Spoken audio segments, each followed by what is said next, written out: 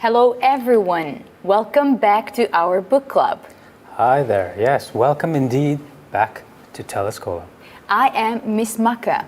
And I am Mr. Darrell. Ms. Maka, today we have something horrific, something scary for our viewers. Ew, that's very interesting. The Fall of the House of Usher.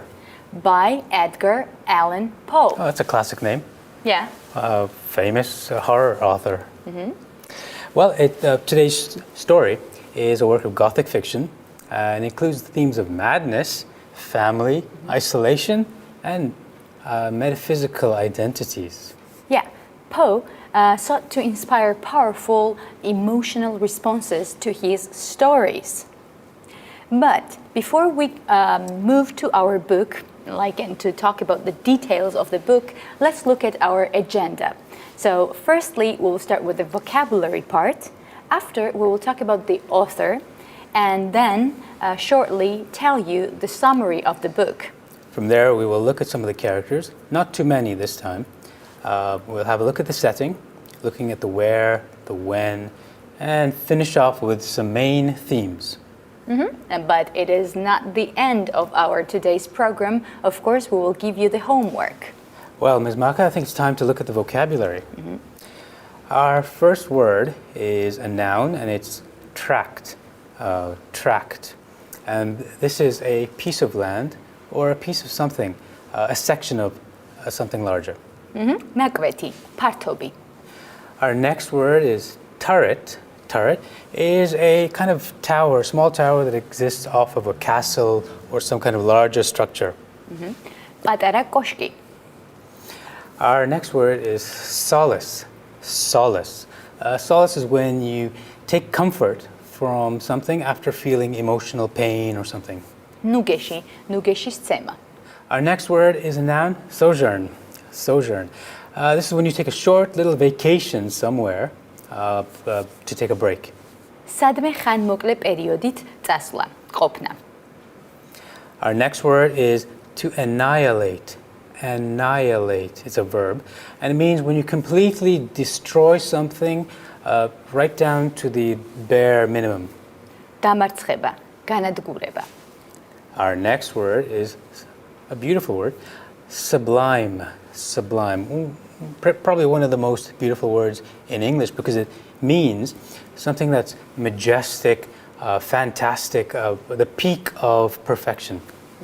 შთამბეჭდავი, დიდებული. Our next word is a funny little adjective, utter. It's pronounced funny too, utter.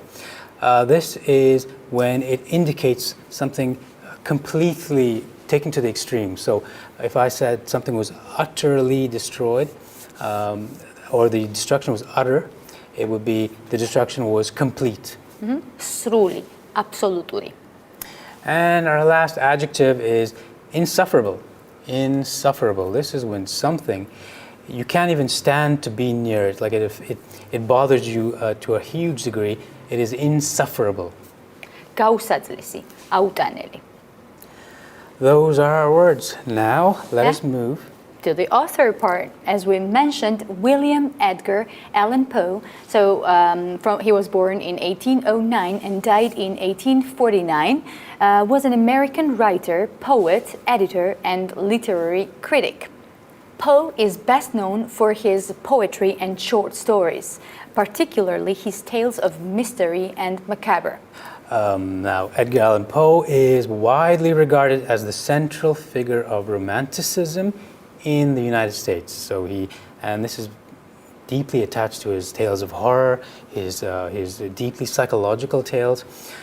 He was one of the America's earliest short story writers as well. Yeah, and he's also considered the inventor of the detective fiction genre and is further credited with contributing to the emerging genre of science fiction, the most popular, I think, in the younger generation.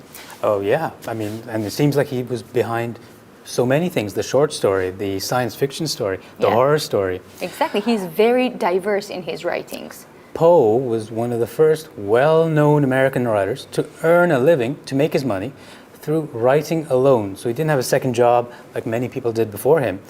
He wrote, and whatever he made off his writing, that's what he lived off of. So Poe's best-known fiction works are Gothic. So his most recurring theme is deals with the question of death. So including its physical sign, the effects of decomposition, and the premature burial, and the reanimation of the dead and mourning.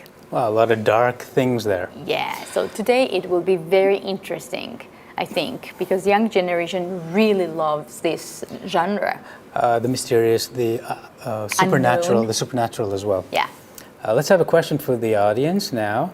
Now, Edgar Allan Poe is known as being one of the first American writers to survive using his writing as a financial income.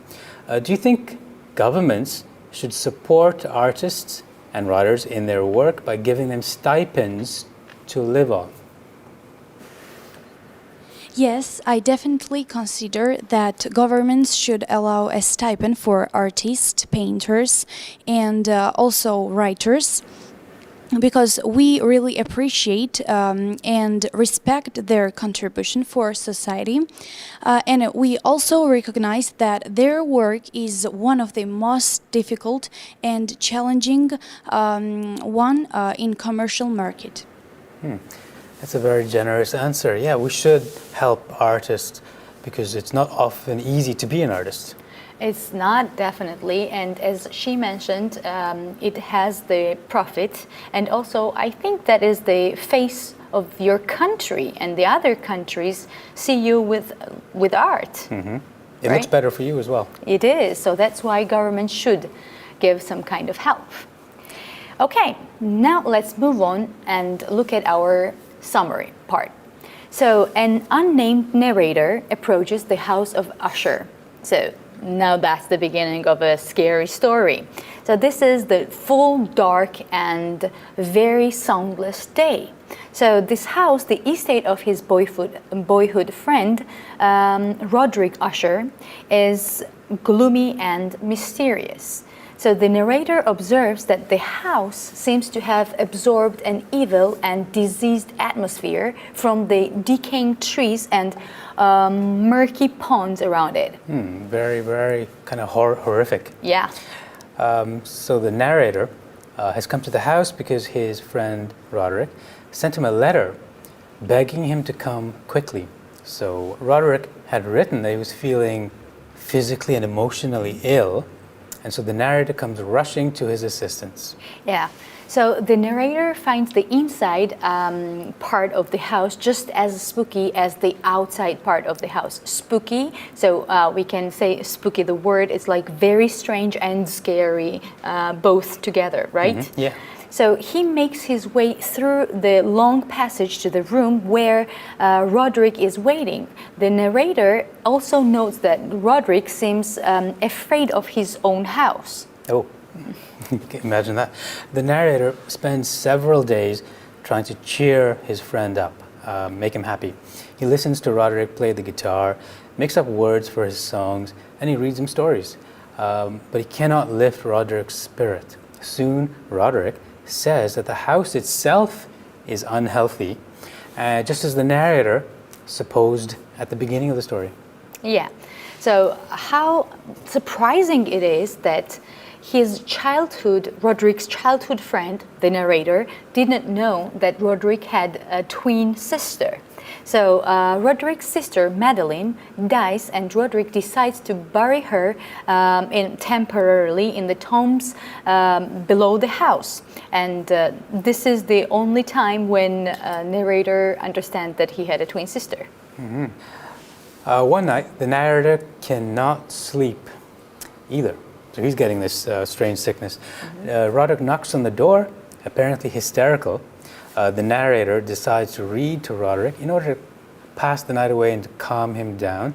As he reads, he hears noises that correspond to the descriptions in his story. So as he reads something, he'll hear something that happens that matches the story. That is very scary. I can't even imagine living in this type of house. I'd run away from the house. Definitely. So Roderick actually reveals that he has been hearing those sounds for days and believes that they have buried his sister, Madeline, alive. And he insists that she is standing just behind the door.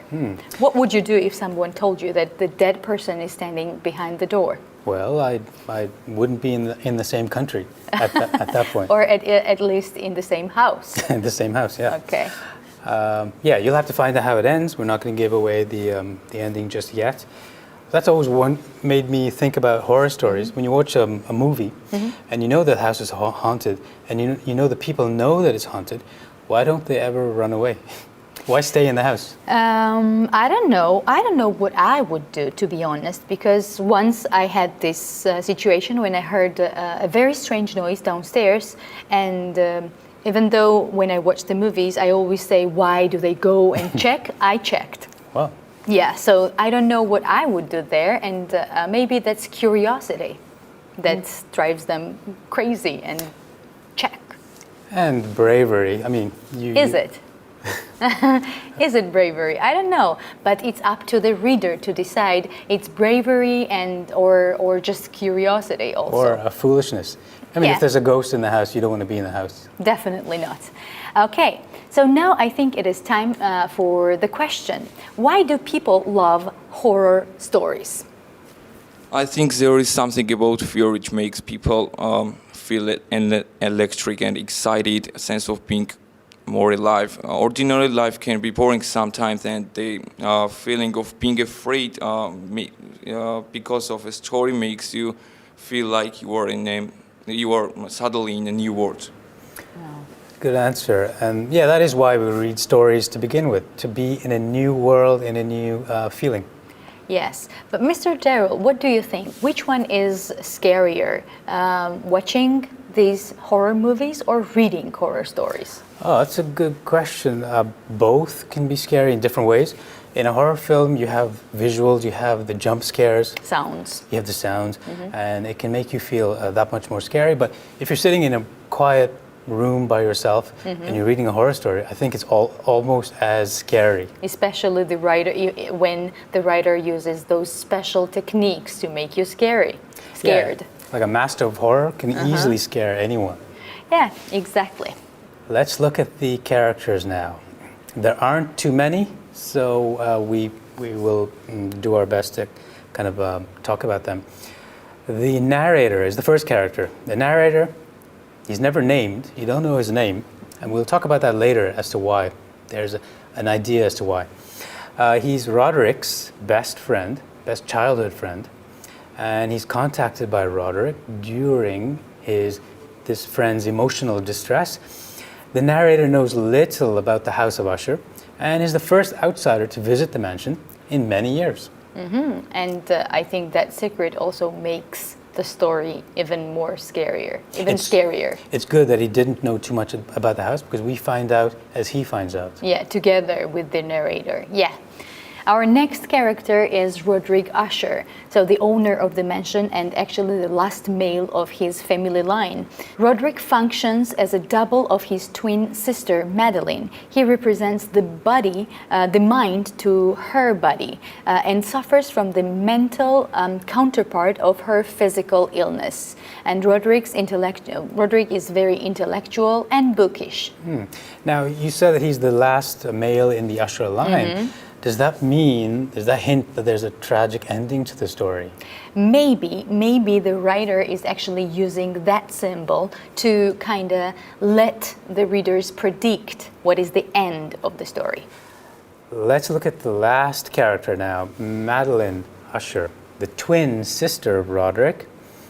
She's the victim of a mysterious illness, and by the way, because the narrator is surprised to discover that Madeline is a twin, she signals that the narrator's outside relationship to the House of Usher, he's not a close friend. Okay, so now let's have a question from the characters part, Mr. Daryl. Now we have a question for you. is the story helped or hurt by having so few characters? I think story becomes more focused by having only 3 characters pushing the story forward. There are only few distractions from the main theme and the main line, which is to create a story full of horror and fear. Good. So that focus on a few characters, you can tell the story better. Yeah, and I think that's an effect also of being more and more scary. Very good. Now let's move to the setting. As you remember, we talk about the when and the why. I'll start with the when. We're talking about 19th century America.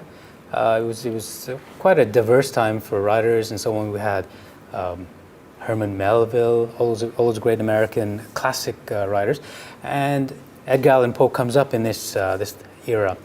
There was a taste for supernatural, horrific stories, macabre stories, as Malcolm mentioned earlier, and all of this is a perfect time for Poe to come in. And the where part is also very important for creating the background of the story. This is Usher's family mention. So the story possesses the main features of the Gothic tale, a haunted house, dreamy landscape, mysterious sickness, and doubled personality. For all its easily identifiable Gothic elements. And however, part of the terror of the story is vagueness. We can't say where for sure the story takes place. Instead of the standard narrative markers of place and time, Poe uses the traditional Gothic environment, kind of, misty mansion in the far off from a city, to indicate a haunted space. And we are alone with the narrator in this haunted space, and neither we nor the narrator know why. Oh, okay. So, and also I want to focus more on the word haunted. So it is connected to magic and especially evil magic, right? Yes, I think it is. Yeah, okay, thank you very much. So now let's have a question to our audience. Why did Gothic stories have so much mystery and the unknown in them? Gothic stories focus on the soul and on the unknown aspects of the world. It needed mystery to make this seem very effective. We can dream and imagine more than is actually there when the things are left unknown and undefined. Oh, okay. Thank you very much. So, yeah, exactly, that's it. And I think people really enjoy reading Gothic stories because of the mystery it keeps. It's kind of psychologically interesting as well. Now we're moving to the main themes. As you know, it's that time again, the main themes discussion. And we're talking about a few themes, the first of which I'll start with. We've titled it, "The Narrator is You." So this is we're going to finish an idea we started earlier. So the narrator, which is common for Poe to use, it's in the first person perspective. So it's written from the point of view of this person, the story, the narrator. Well, he's left quite unidentified. And I think the point is because he's supposed to be you. Okay. The story contains no descriptions of his physical features. Also, his age is not known, and also we don't know where is he traveling from. Apart from his boyhood friendship to Roderick, we don't know any history of the narrator. This is all intentional. Poe designs the character as a stand-in for the reader. And when we talked about which one is scarier, watching the horror movie or reading scary stories, I think that one is also very important, that the writer leaves it up to the reader how to imagine it. And the reader will imagine the most dangerous or scariest character for his or her own. the absence of a specific description of the character allows the reader to identify with the narrator. That's why he's so vague. You don't really know too many details. You can imagine that you are him or her.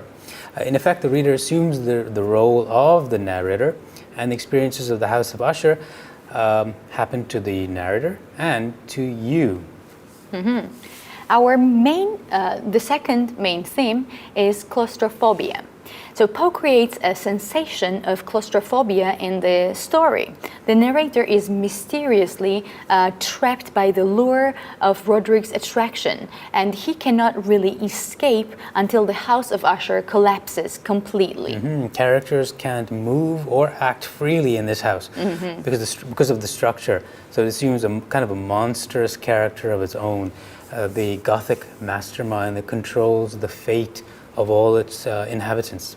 Yeah, and Poe actually creates confusion between the living house, living things, and inanimated objects by doubling the physical House of Usher with the genetic family line of the Usher family, which he refers to as the House of Usher. So it's the house and the family, they both have this same structure. Yeah. Now, our third theme is mind versus body. And we talked about this a little bit back in the character sketch, but we'll expand on it now.